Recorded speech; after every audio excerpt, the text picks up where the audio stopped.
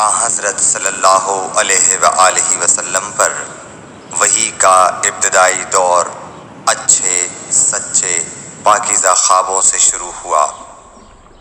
آپ خواب میں جو کچھ دیکھتے وہ صبح کی روشنی کی طرح صحیح اور سچا ثابت ہوتا۔ پھر من جانب قدرت آپ تنہائی پسند ہو گئے اور آپ نے غار حرا میں خلوت نشینی اختیار فرمائی اور کئی دن اور رات وہاں مسلسل عبادت اور یاد الہی و ذکر میں مشغول رہنے لگے۔ جب تک گھر آنے کو دل نہ چاہتا توشہ ہمراہ لیے ہوئے وہاں رہتے۔ توشہ ختم ہونے پر ہی اہلیہ محترمہ حضرت خدیجہ رضی اللہ تعالی عنہا کے پاس تشریف لاتے اور کچھ توشہ ہمراہ لے کر پھر وہاں جا کر خلوت گزین ہو جاتے۔ یہی طریقہ جاری رہا یہاں تک کہ آپ پر حق منکشف ہو گیا اور آپ غار حرا ہی میں قیام پذیر تھے کہ اچانک حضرت جبرائیل علیہ السلام آپ کے پاس حاضر ہوئے اور کہنے لگے کہ اے محمد پڑھو۔ آپ فرماتے ہیں کہ میں نے کہا کہ میں پڑھنا نہیں جانتا۔ آپ صلی اللہ علیہ وسلم فرماتے ہیں کہ فرشتے نے مجھے پکڑ کر اتنے زور سے بھینچا کہ میری طاقت جواب دے گئی۔ پھر مجھے چھوڑ کر کہا پڑھو۔ میں نے پھر وہی جواب دیا کہ میں پڑھا ہوا نہیں ہوں۔ اس فرشتے نے مجھ کو نہایت ہی زور سے بھینچا کہ مجھ کو سخت تکلیف محسوس ہوئی۔ پھر اس نے کہا کہ پڑھ۔ میں نے کہا میں پڑھا ہوا نہیں ہوں۔ فرشتے نے تیسری بار مجھ کو پکڑا اور تیسری مرتبہ پھر مجھ کو بھینچا۔ پھر مجھے چھوڑ دیا اور کہنے لگا کہ پڑھو اپنے رب کے نام کی مدد سے جس نے پیدا کیا اور انسان کو خون کی پھٹکی سے بنایا۔ پڑھو اور آپ کا رب بہت ہی مہربانیاں کرنے والا ہے۔ بس یہی آیتیں آپ حضرت جبرائیل علیہ السلام سے سن کر اس حال میں غار حرا سے واپس ہوئے کہ آپ کا دل اس انوکھے واقعے سے کانپ رہا تھا۔ آپ حضرت خدیجہ کے ہاں تشریف لائے اور فرمایا کہ مجھے کمبل اوڑھا دو، مجھے کمبل اوڑھا دو۔ لوگوں نے آپ کو کمبل اوڑھا دیا۔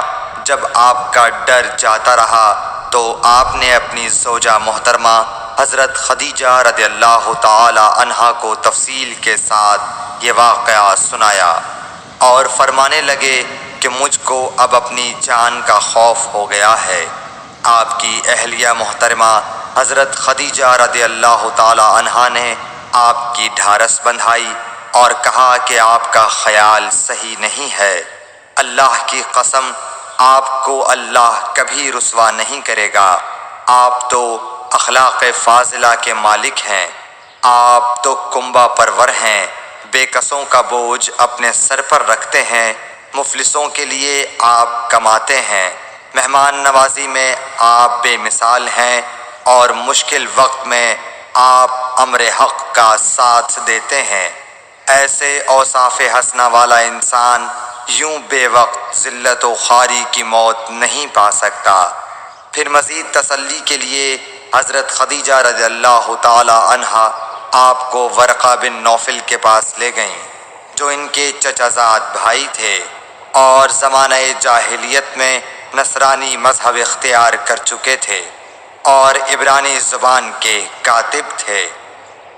چنانچہ انجیل کو بھی حسب منشائے خداوندی عبرانی زبان میں لکھا کرتے تھے۔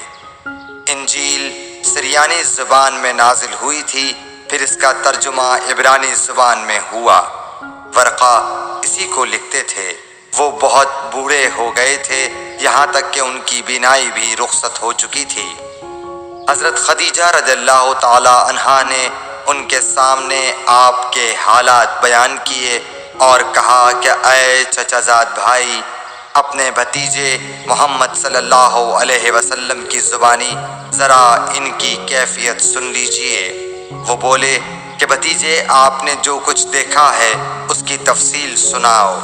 چنانچہ آپ صلی اللہ علیہ وآلہ وسلم نے از اول تا آخر پورا واقعہ سنایا، جسے سن کر ورقہ بے اختیار ہو کر بول اٹھے کہ یہ تو وہی ناموس معزز رازدان فرشتہ ہے جسے اللہ نے حضرت موسیٰ علیہ السلام پر وحی دے کر بھیجا تھا۔ کاش میں آپ کے اس عہد نبوت کے شروع ہونے پر جواں عمر ہوتا، کاش میں اس وقت تک زندہ رہتا جب کہ آپ کی قوم آپ کو اس شہر سے نکال دے گی۔ رسول کریم صلی اللہ علیہ وآلہ وسلم نے یہ سن کر تعجب سے پوچھا کہ کیا وہ لوگ مجھ کو نکال دیں گے، حالانکہ میں تو ان میں صادق و امین و مقبول ہوں؟ ورقہ بولا، ہاں یہ سب کچھ سچ ہے، مگر جو شخص بھی آپ کی طرح امر حق لے کر آیا لوگ اس کے دشمن ہی ہو گئے ہیں۔ اگر مجھے آپ کی نبوت کا وہ زمانہ مل جائے تو میں آپ کی پوری مدد کروں گا، مگر ورقہ کچھ دنوں کے بعد انتقال کر گئے، پھر کچھ عرصے تک وحی کی آمد موقوف رہی۔ صحیح بخاری حدیث نمبر 3۔